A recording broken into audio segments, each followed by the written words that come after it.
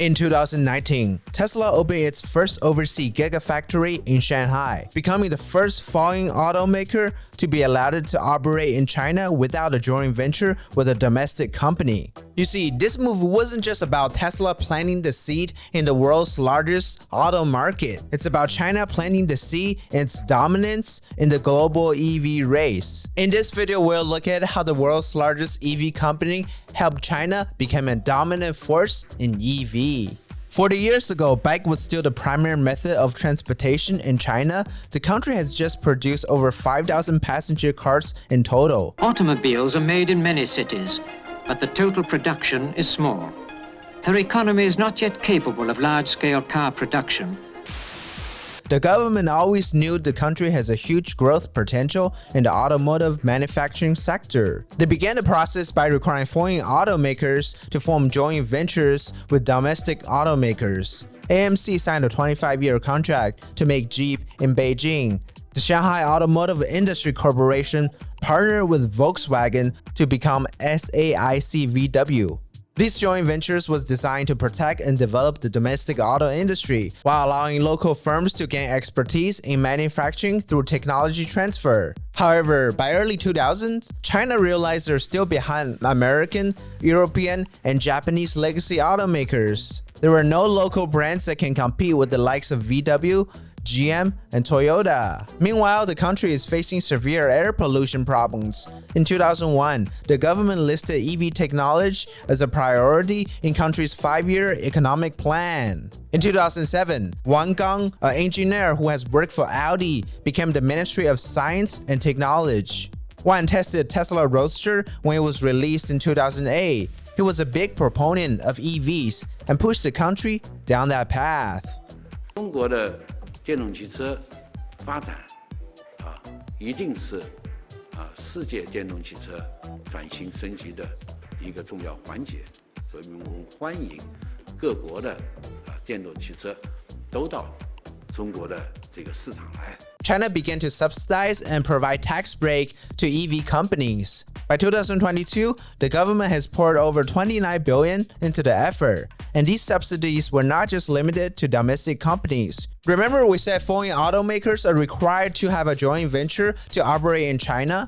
Well, China lifted this requirement for EV manufacturers. Not only that, but Shanghai government also provided Tesla with favorable lease terms, cheap land, and lower tax rate. It almost seems like China wants Tesla to be there, right? Well, for two reasons. Number one is it created the catfish effect on the Chinese EV industry. A catfish effect is when you bring a strong competitor into the ecosystem to motivate others to do better. Kinda like when you toss an aggressive fish into a pond so that other fish will swim harder. In this case, the presence of Tesla forced local manufacturers like BYD, NIO, and XPeng to innovate and improve their offerings. Number two reason is that it brings tons of business to local suppliers. For China to dominate the EV industry, they also want to dominate the EV supply chain. This includes everything from the batteries and the processing of the raw materials needed to produce the battery. So it's mutually beneficial for both Tesla and China. Tesla gained access to the most robust EV supply chain in the world, while Chinese suppliers get to work with the world's largest EV maker, strengthening their expertise and reputation. These same suppliers also work with domestic EV makers, and over time, the quality of Chinese EV just got better and better. China's EV strategy has proven to be successful. The country now leads the world in EV production and sales. In just 5 years, sales of EV increased tenfold in the country from 2019 to 2024. BYD, a company who were once mocked by Tesla CEO Elon Musk, has now just surpassed Tesla in worldwide sales. BYD, which is also on the West Coast, I think they're ramping up production of their electric vehicles. Warren Buffett owns 10% stake in that. BYD is trying to compete. Why do you laugh? Have you seen their car? China's dominance in the EV industry isn't just a regional success story, it also has global implications. With China controlling key aspects of the EV supply chain, including battery production, the US faces potential vulnerabilities. Chinese EVs' technology, features, and price point pose a significant threat to homegrown automakers in America.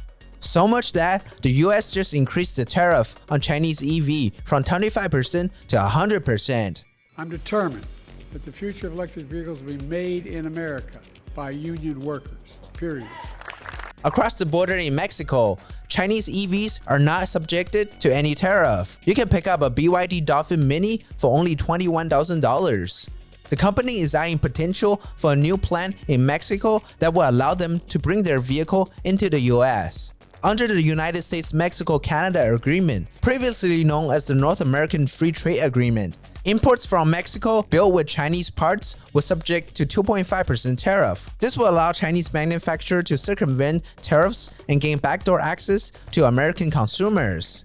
Former US President Donald Trump said he will impose 100% import tax on Chinese branded vehicles made in Mexico. China now is building a couple of massive plants where they're going to build the cars in Mexico and think that they're going to sell those cars into the United States. We're going to put a 100% tariff on every single car that comes across the line, and you're not going to be able to sell those cars if I get elected. But what if Chinese manufacturers build their plants in the United States? If they want to build a plant in Michigan, in Ohio, in South Carolina, they can, using American workers.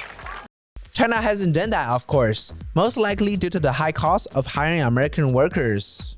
The question is, will these tariffs hurt America's green energy goal in the long run? Many states are set to end the sale of gas cars by 2035, but for most consumers, EVs are still more expensive than gas cars, even after you factor in tax incentives.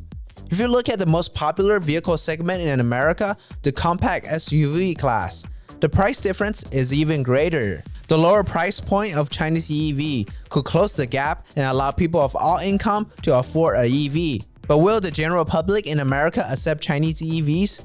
So today we're gonna ask actual EV owners on if they would ever consider buying a Chinese branded electric vehicles. Would you ever consider buying a Chinese branded car? I've actually seen a couple videos of a few. They did look cool, so I wouldn't mind. I don't want that. I just don't like so much stuff coming from China. So absolutely, I don't see why not. I mean, my preference for gas cars was Toyota. For me, it doesn't matter. I just want the safety. I don't care where the car comes from personally. BYD, they have like really cheap cars, and I feel like if they enter here with that price point, like everyone would go after them. And I think competition is good. It encourages everyone to do better and, you know, make things more efficient. And this is America. We believe in capitalism, open markets. We're all about competing. I don't see why they shouldn't be allowed to. It seems to me that with tensions in the US, we don't want that competition. But me personally, hey, I'm open to it. I saw an interview with Elon Musk, and he came back from China and he said the cars there just blow every electric car here out of the water. So I'm excited. I hope we bring it down over here. It's going to be more affordable and better quality. Honestly, I'm willing to consider anything if it's on the same level as a Tesla and it's affordable. Would you concern about the privacy or the security issue with Chinese branded vehicles? I feel like everybody has our information anyway. Oh, yeah. I don't think it matters.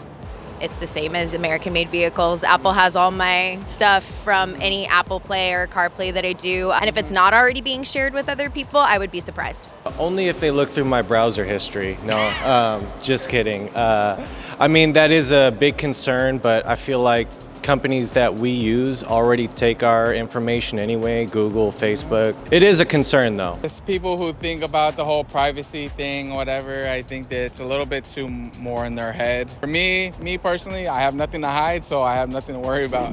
By no means our interview is representative of the whole United States. California is definitely more open when it comes to acceptance of foreign vehicles. You will probably get a different answer in Michigan, where nearly 4 out of 5 vehicles on the road are domestic, compared to just 1 in 3 in California. You will also get a different answer depending on age. According to a study by Auto Pacific, the older the person is, the less likely they will consider to buy a Chinese EV. So what does this all mean for the future of America? Well, there are two opposing forces at play here. One is the goal to minimizing EV imports from China. The other is the country's goal to reach its climate target. Experts believe such goal will not be possible without involvement from Chinese EV industry, as China supplies 76% of global EV batteries. Remember earlier we said Tesla's presence in China created the catfish effect, where a domestic manufacturer had to get better in the presence of a strong competitor. Could the same dynamic happen in the United States? A flood of Chinese EVs will force US automakers to improve the technology, feature, and values of their EVs. After all, capitalism allowed the United States to become the superpower they are today. They might just have to embrace it in order to not lose the throne to China. As always, this is Facol Media. We hope you enjoyed the content in this video. And as always, stay fabulous, and we'll see you on the next one.